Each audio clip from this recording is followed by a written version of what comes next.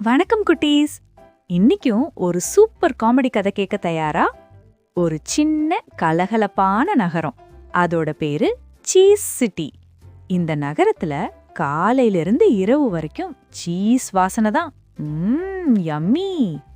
ஆனா இந்த நகரத்துல தினமும் சீஸ் காணாம போயிடுதே. யார் இந்த வேலைய செய்யறது? அப்போதான் டுக் டுக்குன்னு ஒரு சின்ன சத்தம்.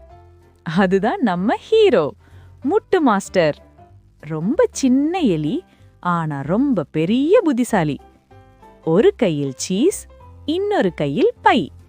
ஹஹா, இன்னைக்கும் எனக்கு சீஸ் விருந்துன்னு சொல்லிட்டு முட்டு மாஸ்டர் சிரிக்கிறான். ஆனா சீஸ் சிட்டில எல்லாம் சும்மாவா? அந்த நகரத்துக்கு பாதுகாப்பா 2 போலீஸ் பூனைகள். முதல் பூனை ஆபீசர் ஸ்ட்ராங், எப்போதும் சீரியஸ், கண் பார்வையே போலீஸ். இன்னொரு பூனை ஆபீசர் ஸ்மைலி, சிரிப்பு முகம் ஆனா ரொம்ப ஷார்ப். இந்த சீஸ் திருன இன்னைக்கு நம்ம கையில தான்னு சொல்றாங்க. அலாரம் சத்தம், டிங் டிங். ஐயோ, முட்டு மாஸ்டர் ஓட ஆரம்பிச்சான். போலீஸ் பூனைகளும் பின்னாடி ஓடுறாங்க. அப்போ வாழைப்பழத்தோல் ஸ்லிப், சீஸ் துண்டு ஸ்லிப், எண்ணெய் ட்ரம் ஸ்லிப் ஸ்லிப்.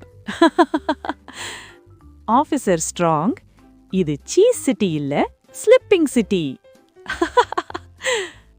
முட்டு மாஸ்டர் தப்பிச்சு ஒரு பெரிய சீஸ் கட்டை மேல ஏறினான்.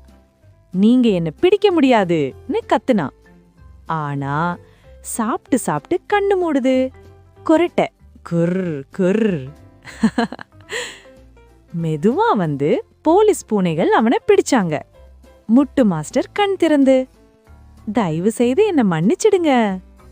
ஆபீசர் ஸ்மைலி மெதுவா சொன்னார், திருட்டு வேண்டாம் கண்ணா, உன் புத்திசாலித்தனம் நல்லதுக்கு பயன்படுத்து. முட்டு மாஸ்டர் சிரிச்சு, சரி, இனிமே நான் நல்ல எலி. அந்த நாளிலிருந்து முட்டு மாஸ்டர் சீஸ் கடைக்கு காவலாளி. போலீஸ் பூனைகள் அவனோட நல்ல ஃப்ரெண்ட்ஸ். சீஸ் சிட்டி முழுக்க சந்தோஷம், சிரிப்பு. குட்டீஸ், புத்திசாலித்தனம் நல்லதுக்கு பயன்படுத்து. அப்ப வாழ்க்கை எப்போதும் ஹாப்பி தான்.